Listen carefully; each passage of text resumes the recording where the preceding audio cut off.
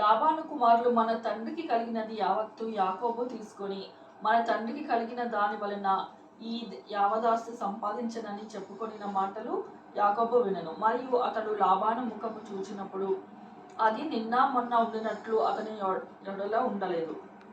అప్పుడు యెహోవా, నీ పితరుల దేశమునకు నీ బంధువుల యొద్దకు తిరిగి వెళ్ళుము, నేను నీకు తోడై ఉండదనని యాకోబుతో చెప్పగా, యాకోబు పొలంలో తన మంద యొద్దకు రాహేలును లేయాను పిలువనంపి వారితో ఇట్లనెను, మీ తండ్రి కటాక్షము నిన్న మొన్న నా మీద ఉండినట్లు ఇప్పుడు నా మీద ఉండలేదనియు నాకు కనపడుచున్నది. అయితే నా తండ్రి యొక్క దేవుడు నాకు తోడై ఉన్నాడు. మీ తండ్రికి నా యావచ్చక్తితో కొలువు చేసిందని మీకు తెలిసే ఉన్నది. మీ తండ్రి నన్ను మోసపుచ్చి 10 మార్లు నా జీతము మార్చెను, అయినను దేవుడు అతని నాకు హాని చేయనివ్వలేదు. అతడు పొడలు గలవి నీ జీతమగునని చెప్పినడలా అప్పుడు మందలనియు పొడలు గల పిల్లలను అనెను. చారలు గలవి నీ జీతమగునని చెప్పినడలా అప్పుడు మందలనియు చారలు గల పిల్లలను అనెను. అట్లు దేవుడు మీ తండ్రి పశువులను తీసి నాకిచ్చెను. మందలు చూలు కట్టు కాలంన నేను స్వప్నమందు కనులెత్తి చూడగా గొర్రెలను దాటు పొట్టేళ్లు చారలైనను పొడలైనను మచ్చలైనను గలవై ఉండెను.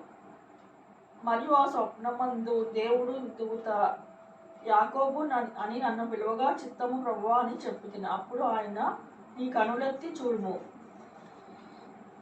గొర్రెలను దాటుచున్న పొట్టేళ్లనియు చారలైనను పొడలైనను మచ్చలైనను గలవి ఎలనగా లాబాను నీకు చేయుచున్నది యావత్తు చూచితిని. నీవెక్కడ స్తంభము మీద నూనె పోసితివో అక్కడ నాకు మొక్కుబడి చేసితివో ఆ బేతేలు దేవుడను నేనే. ఇప్పుడు నీవు లేచి ఈ దేశంలో నుండి బయలుదేరి నీవు పుట్టిన దేశమునకు తిరిగి వెళ్ళమని నాతో చెప్పుననెను. అందుకు రాహేలును లేయాను, ఇంకా మా తండ్రి ఇంట మాకు పాలు పంపులెక్కడివి? అతడు మమ్మును అన్యులుగా చూచుటలేదా? అతడు మమ్మును అమ్మివేసి మాకు రావలసిన ద్రవ్యమును బొత్తుగా తినివేసెను. దేవుడు మా తండ్రి యొద్ద నుండి తీసివేసిన ధనమంతయు మాదియు మా పిల్లలదియు నై ఉన్నది కదా. కాబట్టి దేవుడు నీతో చెప్పినదెల్లా చేయుమని అతనికి ఉత్తరమియ్యగా, యాకోబు లేచి తన కుమారులను తన భార్యలను ఒంటెల మీద నెక్కించి కానాను దేశమునకు తన తండ్రి అయిన ఇస్సాకు నొద్దకు వెళ్ళుటకు తన పశువులన్నిటినీ తాను సంపాదించిన సంపద యావత్తు వద్దనరాములో తాను సంపాదించిన ఆస్తి యావత్తు తీసుకొని పోయెను. లాబాను తన గొర్రెల బొచ్చు కత్తిరించుటకు వెళ్ళి ఉండగా రాహేలు తన తండ్రి ఇంటనున్న గృహ దేవతలను దొంగిలెను. యాకోబు తాను పారిపోచున్నానని సిరియా వాడైన లాబానుకు తెలియకపోవుట వలన అతని మోసపుచ్చిన వాడయను. అతడు తనకు కలిగినదంతయు తీసుకొని పారిపోయెను. అతడు లేచి నది దాటి గిలాదును కొండతట్టు అభిముఖుడై వెళ్ళెను. యాకోబు పారిపోయినని 3వ దినమున లాబానుకు తెలుపబడెను. అతడు తన బంధువులను వెంటబెట్టుకొని 7 దినముల ప్రయాణమంత దూరము అతని తరుముకొని పోయి గిలాదు కొండ మీద అతన్ని కలిసిపోయెను. ఆ రాత్రి స్వప్నమందు దేవుడు సిరియావాడైన లాబాను నొద్దకు వచ్చి, నీవు యాకోబుతో మంచి గాని చెడ్డ గాని పలుకుము, జాగ్రత్త సుమి అని అతనితో చెప్పాను. లాబాను యాకోబులను కలుసుకొనెను. యాకోబు తన గుడారము కొండ మీద వేసుకొని ఉండెను. లాబానును తన బంధువులతో గిలాదు కొండ మీద గుడారము వేసుకొనెను. అప్పుడు లాబాను యాకోబుతో, నీవేమి చేసితివని నన్ను మోసపుచ్చి కత్తితో చెరబట్టిబడిన వారిని వలె నా కుమార్తెలను కొనిపోనేలా నీవు నాకు చెప్పక రహస్యముగా పారిపోయి నన్ను మోసపుచ్చితివేలా? సంభ్రమముతో పాటలతోనూ మద్దెలతోనూ సితారతోనూ నిన్ను సాగనంపుదునే. అయితే నీవు నా కుమార్తెలను నన్ను ముద్దు పెట్టుకొనియక పిచ్చిపట్టి ఇట్లు చేసితివి. నీకు హాని చేయుటకు నా చేతనవును. అయితే పోయిన రాత్రి మీ తండ్రి యొక్క దేవుడు, నీవు యాకోబుతో మంచిగాని చెడ్డగాని పలుకుము, జాగ్రత్త సుమి అని నాతో చెప్పాడు.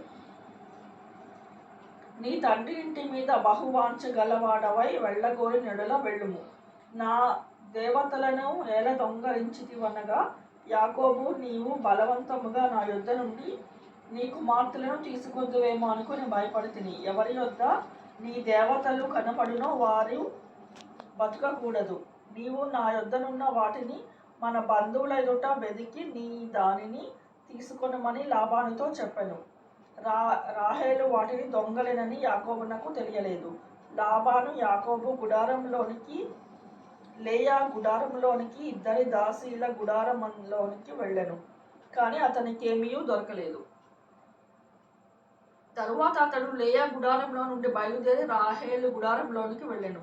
రాహేలు ఆ విగ్రహములను తీసుకొని ఒంటె సామాగ్రిలో పెట్టి వాటి మీద కూర్చుండెను. కాగా లాబాను ఆ గుడారమంతటా తడివి చూచినప్పుడు అవి దొరకలేదు. ఆమె తన తండ్రితో తన ఎదుట నేను లేవలేనందున తాను కోపపడకూడదు, నేను కడగానున్నానని చెప్పాను. అతడెంత వెతికినా ఆ విగ్రహము దొరకలేదు. యాకోబు కోపపడి లాబానుతో వాదించి అతడితో, నీవిట్లు మండిపడి నన్ను తరుమునేలా? నేను చేసిన ద్రోహమేమి, పాపమేమి?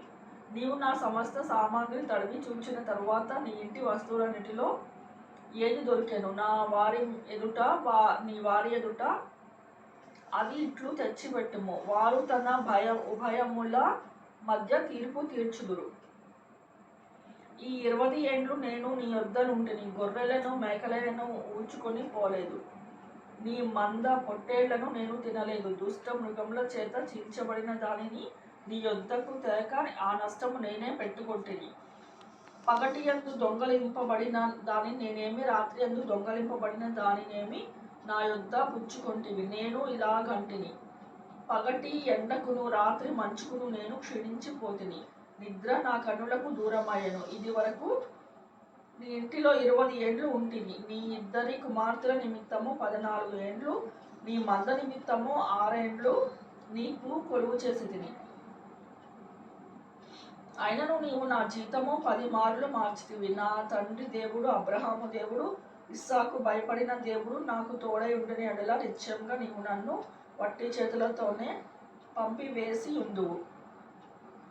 దేవుడు నా ప్రయాసము, నా చేతుల కష్టమును చూచి రాత్రి నిన్ను గద్దించినని లాబానుతో చెప్పాను. అందుకు లాబాను, నా కుమార్తెలు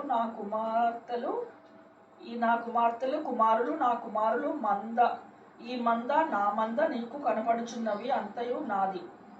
ఈ నా కుమార్తెలైనను వీరు కనిన కుమార్తెలనైనను నేడు నేనేమి చేయగలను? కావున నేనును నీవును నిబంధన చేసుకొందము రమ్ము. అది నాకును నీకును మధ్య సాక్షిగా ఉండునని యాకోబుతో ఉత్తరం ఇయ్యగా, యాకోబు ఒక రాయి తీసుకుని దాన్ని స్తంభంగా నిలబెట్టెను. మరియు యాకోబు రాళ్లు కూర్చుడని తన బంధువుతో చెప్పాను. వారు రాళ్లు తెచ్చి కుప్ప వేసిరి. అక్కడ వారు ఆ కుప్ప యొద్ద భోజనము చేసిరి. లాబాను దానికి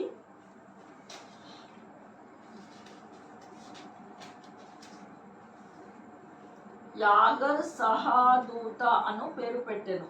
అయితే యాకోబు దానికి గలేదు అను పేరు పెట్టెను.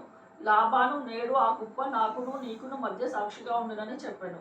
కాబట్టి దానికి గలేదా అను పేరు పెట్టెను. మరియు మనం ఒకరినొకరము దూరంగా ఉండగా యెహోవా నాకును నీకును మధ్య జరుగునది కనిపెట్టునని చెప్పెను. కానీ దానికి మిస్పా అను పేరు పెట్టబడెను. అంతటా లాబాను, నీవు నా కుమార్తెలను బాధ పెట్టి నా కుమార్తెలుగా గాక ఇతర స్త్రీలను పెళ్లి చేసుకొనిన చూడుము. మన యొద్ద ఎవరునూ లేరు కదా, నీకును నాకును దేవుడే సాక్షి అని చెప్పాను. మరియు లాబాను, నాకును నీకును మధ్య నేను నిలిపిన ఈ స్తంభమును చూడుము, ఈ కుప్ప చూడుము. హాని చేయవలనని నేను ఈ కుప్ప దాటి నీ యొద్దకు రాకను, ఈ కుప్ప స్తంభమునకు దాటి నా యొద్దకు రాకును ఉండుటకు ఈ కుప్ప సాక్షి, ఈ స్తంభము సాక్షి. అబ్రహాము దేవుడు, నాహోరు దేవుడు, వారి తండ్రి దేవుడు మన మధ్య న్యాయము తీర్చునని చెప్పాను. అప్పుడు యాకోబు తన తండ్రి అయిన ఇస్సాకు భయపడిన దేవుడు తోడని ప్రమాణము చేశాను. యాకోబు ఆ కొండ మీద బలి అర్పించి భోజనం చేయుటకు తన బంధువులను పిలువగా వారు భోజనం చేసి కొండ మీద ఆ రాత్రి వెళ్ళబుచ్చిరి. తెల్లవారినప్పుడు లాబాను లేచి తన కుమార్తెలను ముద్దు పెట్టుకొని వారిని దీవించి బయలుదేరి తన ఊరికి వెళ్ళిపోయాను.